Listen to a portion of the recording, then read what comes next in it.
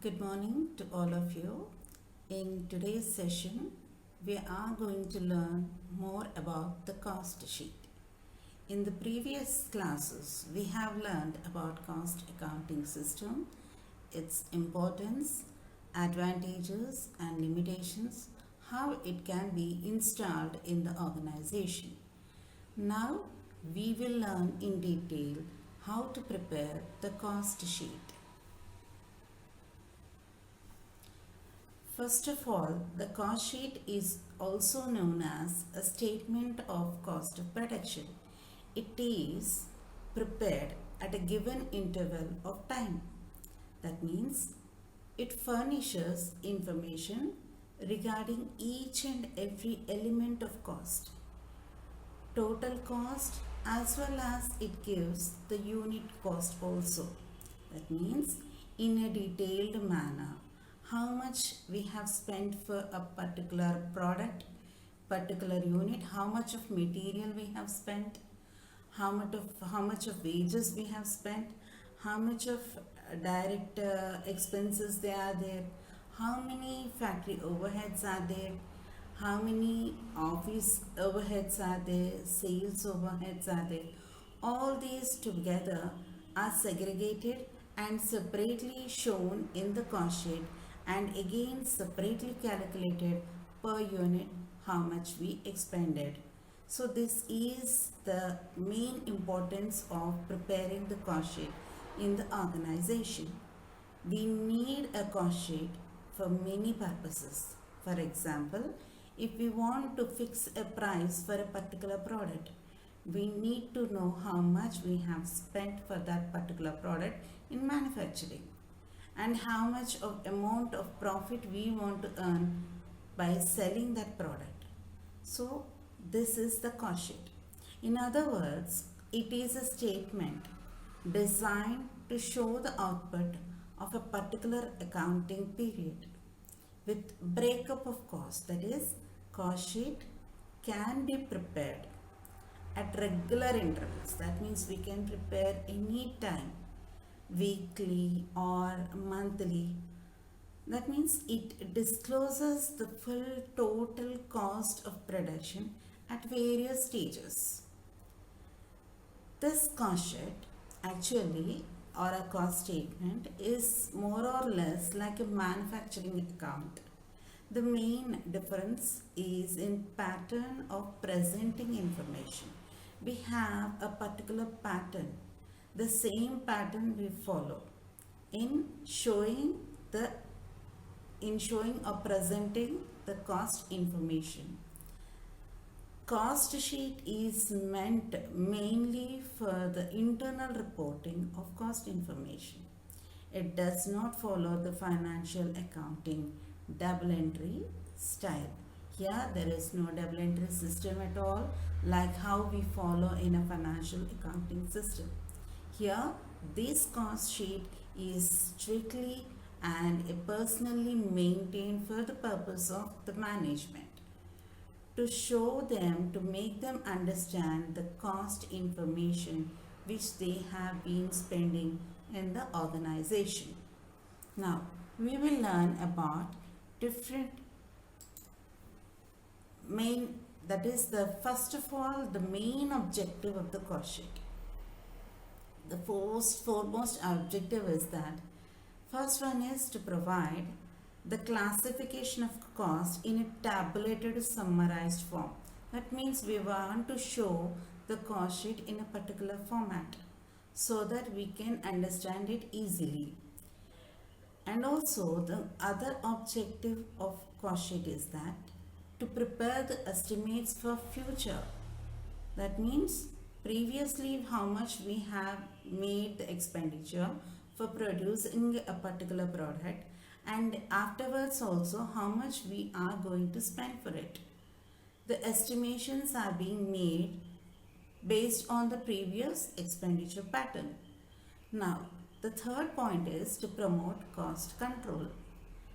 Next one is to facilitate a comparative study, that is, with previous cost sheets to know the cost trends, how much they are increasing or decreasing, or they are in a very slow phased manner how they are increasing or decreasing. Next one is the advantages of cost sheet. We can say that cost sheet has many advantages. The foremost advantage is that it discloses the total cost and the cost per unit.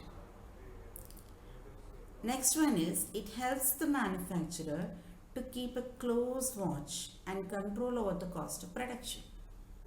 It acts as a guide to the manufacturer and helps him in formulating a definite useful production policy.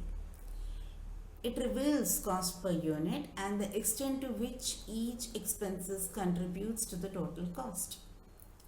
It helps to compare the current cost with those of previous cost to detect the weaknesses in the production process.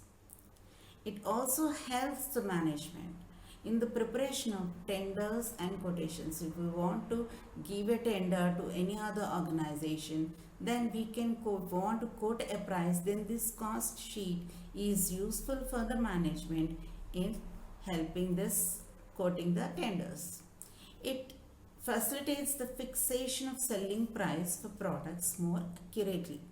That means we can accurately fix the selling price because we know how much we are expending for producing a particular product. Next one is that it helps the businessman to minimize the cost of production when there is a cutthroat competition, because to stay in the market is a very competitive market, and there if we want to stay, then we have to minimize the cost and maximize the profits. Until and unless we know the each and every particular element of cost, then only we can have full control on them. The last one is it helps for the preparation of estimates to the contract works also. So these are all the main objectives and the advantages of the cost sheet. Okay. Next, classification of cost.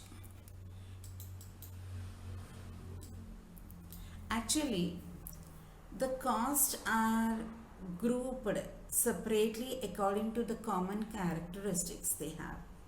For example, they are classified into elements, functions, or behavior, normality, etc. etc. For example, if we say the elements, if we take elements of cost, means we have material, labor, and expenses. These three expenses together, we are going to classify them as the prime cost.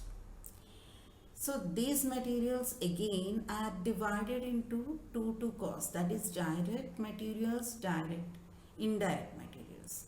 And again labor also, direct labor and indirect labor. Even the expenses also, direct expenses and the indirect expenses. Next one is the behavior part. Based on the behavior of the cost, that is, with the increase or decrease in production, some cost will increase or decrease, while some cost will change but not in direct proportion to the change in the volume. On the basis of this behavior, cost may be classified into variable cost as well as the fixed cost, and in between cost we call them as semi-variable cost. That means they are little bit fixed cost and little bit variable cost. So this we will say as semi-variable cost.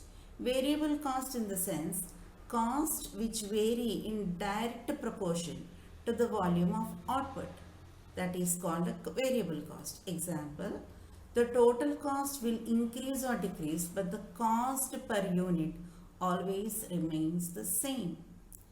When we take up the semi-variable cost which remain fixed and not change in proportion to the volume of output, but they partly change. That means they are partly fixed and partly variable. Example, telephone charges, depreciation, supervisors, etc. Next one is the fixed cost. Cost which remain fixed and not change in proportion to the volume of output are known as fixed cost. And then basing here they are normal cost and abnormal cost. It normal cost in the sense that it is a cost which is normally incurred at a given level of output in the condition at whichever the level of output is normally attained. Usually every time so much of percentage of cost is incurred. So that is normal. Suppose for example, if that cost incurred is not in a normal way, it is called as an abnormal cost. That means it is a cost which is not normally incurred at a given level of output conditions in which that level of output is normally attained. So these are the classifications of cost. Next, items that has to be excluded from the cost sheet. Actually, what do you mean by cost sheet? Okay, here cost sheet means all the expenditures which we have really spent for producing that particular product. But some items which appear in the financial accounting system are there, but we will not take in the cost sheet. For example, income tax. The first and foremost one is the income tax. Income tax in the sense that is when we will pay the income tax only after a year, and that too after getting the profits, and based on the profits we are going to pay the income tax. So this income tax is arising after the getting the profits. So we are not concerned how much of profits, from how much of profits we are paying income tax. We are only concerned to a particular thing, that how much of cost we are incurring for producing a product. So this income tax does not come into the picture at all. So this has to be excluded from the cost sheet. The same way transfer to reserves. Always this transfer to reserve will be done only from the profits. So this also has to be excluded. Even the charities, dividend on capital. Dividend on capital, this is not the regular type of business. Somewhere we have invested the capital, and then from there we are getting the dividends. So that we will not be able to write in the cost sheet. Next, goodwill as well as the preliminary expenses. Goodwill also we will not incur. That's we are not writing at all. Preliminary expenses are the expenses which we have spent before the incorporation of the company. So that also will not come into the picture at all. Interest and commission received, discount on shares, these are all type small examples of the items that has to be excluded from the cost sheet. Next, actually in cost sheet, elements of cost are grouped and rearranged in the following way. That is, prime cost, that means direct material plus direct labor plus direct expenses. These three items together we call them as prime cost. So direct material, what do we mean by that? Direct materials are those materials which can be identified in the product and can be conveniently measured and directly charged to the product. Direct materials directly enter into the production and form a part of cost of production. Now when we take the direct labor consists of wages paid to workers engaged in converting raw materials into the finished products. These wages can be conveniently charged to particular product or a job or a process. Example, wages paid to workers engaged in the production of a particular article or a unit. Salaries of inspectors, analysts, etc. specially required for such production. So these all come into the part of that they are all part of this direct labor. Now, direct expenses, all costs other than man material in terms of expenses are direct expenses. Expenses again are divided. That is, those expenses which can be identified and allocated to cost centers and cost units are nothing but direct expenses. Now, when we come to indirect materials or indirect labor or indirect expenses, these are other things. For example, indirect materials are, we cannot say small things, they are consumable stores, lubricants, cotton waste, service department materials, etc., etc., which are very that means which cannot be directly be a part of that particular product. Like that only, even indirect labor also. And again, suppose for example, for indirect labor, salaries paid to clerical staff, wages to foremen, wages to repairers, timekeepers, etc., etc. Indirect expenses, rent, depreciation, insurance, etc. These are all the things which we pay as an example of indirect expenses. Now, what we said is that direct material plus direct labor plus direct expenses together form as a prime cost. And if we add factory overheads to it, then it becomes the factory cost. Then again, if we add the administration, that is the office and administration overheads, then it becomes the cost of production. If we are going to add selling and distribution overheads to it, then it becomes the cost of sales or total cost. And ultimately, from the sales, if we are removing the total cost, we will be getting the profit or a loss. So these are the costs that have been grouped separately. We have grouped main items, that is direct material, direct labor, direct expenses into prime cost. And again, this factory overhead separately, administration overhead separately, selling and distribution overhead separately. So these three separate heads are there, and ultimately total cost is being calculated. Next. So the form of a cost sheet is like this. Material, direct labor, you have particulars column and again inner column and outer column, and there you will be writing here one column total cost and per unit cost also you are going to write. So the first one is direct material, labor and expenses. These three together we are going to write them as prime cost. Add works overhead, that is the factory overheads here. Then together it is called as works cost. Then we are adding administration overheads. Together it is cost of production. Then adding selling and distribution overheads. Together it is total cost. Add profit. It is nothing but sales. Or a sales minus total cost. It will be profit. Then how separately sometimes we require a special treatment while preparing the cost sheet. That is raw materials, work in progress and finished goods. Raw materials, how we are going to do it? Always opening stock of raw materials, add purchase of raw materials minus closing stock of raw materials. Then we get raw materials consumed. We say that this will become the direct material in the cost sheet. Okay.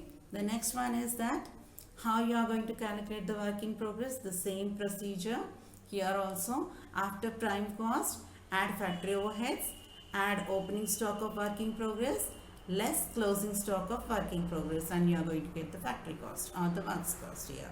So always remember, opening stocks we are adding here and the closing stocks we are minusing that.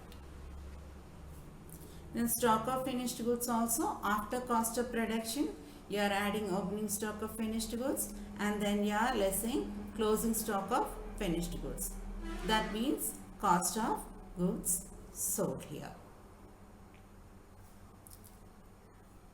If we say it is in a bigger way, that means all these small adjustments together, this is the total cost sheet which we are going to see here now. That is, first one, direct material. In this also, how we are getting that? Opening stock of raw material, add purchases, and if any carriage inwards are there or a freight inwards are there, anything are there, we are going to add here. Less closing stock of raw material. So this will become the, again, direct wages we are writing here. So here, after opening stock of raw material, add purchases, then add carriage inwards, and then less closing stock of raw material, you will be getting here raw materials consumed here. There it is there, see. And here again, plus direct wages and direct expenses, I am showing in the red mark there. So it is the prime cost. Then again add factory overheads there. Here what you are going to do is that you are going to write all the expenditure which we have incurred in the factory. So all that expenditure means anything related to the factory. That is, for example, here it is there, indirect materials, wages, overtime wages, fuel, motive power, factory rent, electricity, equipment, work salaries, factory lighting, supervision, depreciation on plant and machinery, etc., etc. If at all any sale of scrap is there, then we have to deduct from here. Okay. Then add opening stock of work in progress and then less closing stock of work in progress. We will be getting the works cost here. Next, continuation of it. From after works cost, you are adding office and administrative overheads. Here what will be coming? Here office salaries, office rent and rates, establishment charges, depreciation on office furniture and building, office lighting, legal charges, audit fees, bank charges, and commission. So here all types of office and administrative expenditures here we are writing here. And sometimes they will be giving you, manager will be working for the factory as well as for the office. Then here what you will do, you will divide them, apportion them according to the time spent here and there, and accordingly as per the percentages you are going to charge them same person's salary, half or 3/4 or 60%, 40%, like that in the factory expenses as well as in the office expenditure. Next here, after cost of production, here in orange color line I have shown here, there you will be writing at opening stock of finished goods less closing stock of finished goods. You will be arriving at cost of goods sold. Okay, that I have shown in a blue color line. Add selling and distribution overheads. Here what you will show, here all expenditure relating to the sales of that particular company or the distribution of that particular company for that particular products. So here salary and commission of salesmen, advertisement charges, depreciation of on delivery vans, packing charges, etc., etc. So that will be the total cost or cost of sales. So again you will be writing sales there, sales minus total cost. You leave one line and then write the sales. So from sales, if you are deducting total cost, if you are arriving at in plus answer is there, then it is profit. If your answer is in minus, then you will be getting the loss. This is the total picture of the cost sheet which you have to present. In a same manner, you have to follow the same manner. Okay. We will see one example here. Say for example, if you have to prepare a cost sheet, they have given you a stock material 1 any year it is. So it is the amounts they have given you, materials purchased, materials returned to suppliers, direct labor, direct expenses, office and administrative expenses, selling and distributive expenses, stock of materials on so and so. That is, will be the closing stock. The starting one is the opening stock and here it is the closing stock. And last they have given you, they did not give you here sales, they have given you profit. So total cost, you have to add the profit and you will be arriving at sales. We will see how to solve this problem. So here the picture is there, statement of cost for the year ended 31st December any year. It is, they have not mentioned here. So you have three columns here: particulars, inner column and outer column. So the starting here, you have to remember all the important or the direct cost you will be writing in the second column, and then you will be going on to the, that is the third column. Okay, inner column you will write, and then afterwards you will be going to the outer column. So here first one is opening stock of materials. Here it is 6,720. Then add purchases of material. It is 1,50,000 less some materials we have returned to the supplier, so that we have to deduct from it. So 2,000 we have given to the suppliers, that you are deducting. So actual amount of materials we have purchased is 1,48,000. The total is 1,54,720 minus closing stock of materials, that is 7,720. So the total is raw materials consumed is 1,47,000. Here it is 1,47,000, and then again this is direct material. The raw materials consumed which we are showing here is nothing but it is a direct material. The next one is that direct labor and direct expenses. So here direct labor is 50,000 and direct expenses is 20,000. The total together we are showing in the outer column, that is the third column of the cost sheet. How much it is? The total is 2,70,000. This is the total. We are calling it as prime cost, and I have shown in a yellow color line here. You can see there. Okay, for this we are adding factory overheads. In factory overheads we have only one type of expenses here. Directly they have given you factory expenses here. So the total it is 15,300. Then you are adding this. How much you are going to get? 2,32,000.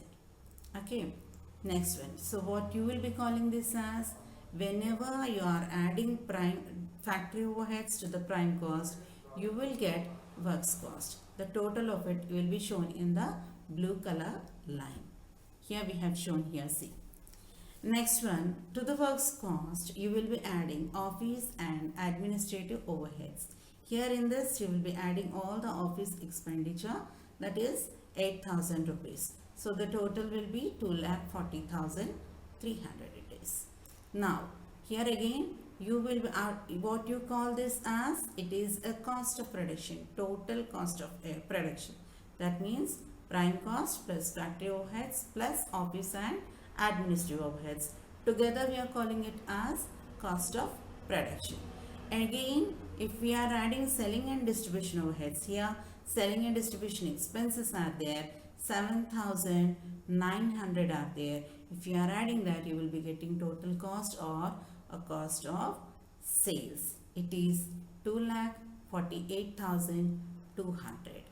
Next it is, they have given you here in the problem profit. That is, profit is 10,000. So the total sales for that particular year is that 2,58,200. This is the total picture of the cost sheet. And any time in any problem, if they give you the opening and closing balances of the materials, if they are giving you, then you will be adding in the place of opening stock, starting you will be adding. And if they are giving any like for example work in progress they give you, then you will be adding after opening stock, you will be adding after factory overheads, and then closing stock you will be minusing there. And if they are giving you opening stock and closing stock of finished goods, then you will be adding here office, after office and administrative overheads. Add opening stock of finished goods minus closing stock of finished goods. So this much only, there will be no confusion at all. It will show you the clear picture of a cost sheet, but you have to follow the same procedure in showing all the items, so that the management will be able to know all in a perfect manner. This is the way how we have to prepare the cost sheet. I hope everybody understood this. Thank you very much.